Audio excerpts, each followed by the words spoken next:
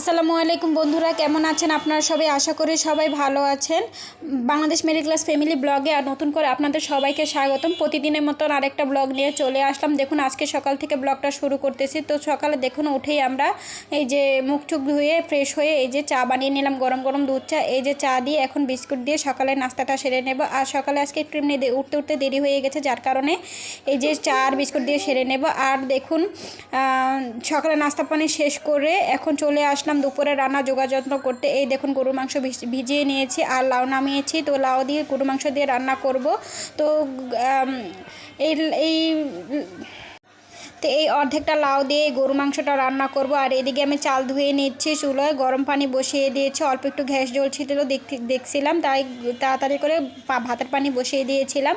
আর বসাতে বসাতে দেখুন গ্যাসটা চলে গিয়েছে, যার কারণে ইলেকট্রিক চুলা আবার সেট করতে হচ্ছে, যাতে করে ইলেকট্রিক চুলায় রান্না করতে হবে। তো গ্যাসটা চলে গিয়েছে, কিছু আর করার নেই। তো ইলেকট্রিক চুলায় ভাতটা বসিয়ে দিয়েছি। আর এখানে চলে আসলাম আমি এই যে সব তরকারি কাটার জন্য, পেঁয়াজ তরকারি আলু কাটার জন্য। যে এই যে আলু আর এই যে লাউ দিয়ে গরু মাংসটা রান্না করব। আর এই গরু মাংসটা এই স্বপ্নের থেকে আনা গরু মাংসটা আগের ভিডিও দেখলে যারা দেখছেন তারা বুঝতে পারবেন যে স্বপ্নের থেকে আমি 2 প্যাকেট গরু মাংস আনছিলাম। সেই গরু মাংসে আজকে রান্না করতেছে এই যে লাউ আর দিয়ে আমি বেশি করে এনেছিলাম, তাই বেশি দেখাচ্ছে, এত বেশি আবার না, 160 টাকার।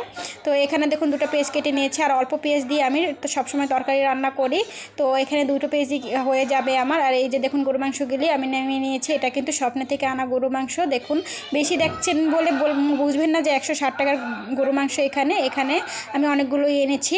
তো এখানে দেখুন গরু মাংসগুলো ধুয়ে নিয়ে এসেছি এখানে ম্যারিনেট করার জন্য।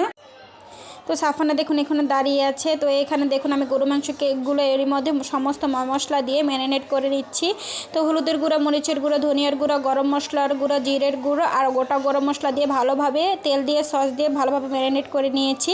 আর ওদিকে ভাতটা রান্না হতে থাকে। আর এইদিকে দেখুন আমরা গরম গরম সিঙ্গারা আনিয়ে নিয়েছি দোকান থেকে। এখন প্রায় 12টা পৌনে 12টার মতন বাজে, যে একটু হালকা পাতলা নাস্তা করে নিই, এই জন্য সিঙ্গারা আনিয়েছি। আর এদিকে দেখুন বলতে বলতে তরকারিটা বসিয়ে এবং কষানো হয়ে গিয়েছে। আর এরই মধ্যে আমি এই যে লাউ আর আলুর কাটাগুলো দিয়ে দিয়েছি। আর এখন পরিমাণ মতন পানি দিয়ে ঢাকনা দিয়ে ঢেকে রাখবো তরকারিটা রান্না হওয়া আগ পর্যন্ত। তো রান্না হতে থাক।